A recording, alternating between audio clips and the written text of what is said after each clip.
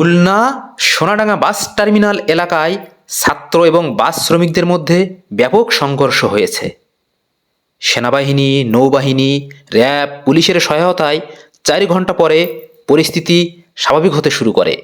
তবে বর্তমান পরিস্থিতি থমথমে। শ্রমিকদের আঘাতে আহত হয়েছেন বেশ কয়েকজন ছাত্র। পরে বিক্ষুব্ধ হয়ে ছাত্ররা সোনাডাঙ্গা বাস টার্মিনালের সামনে অবস্থান নিলে পরিস্থিতি উত্তপ্ত হয়ে ওঠে। পরবর্তীতে সেনাবাহিনীর হস্তক্ষেপে পরিস্থিতি স্বাভাবিক হয়ে আসে।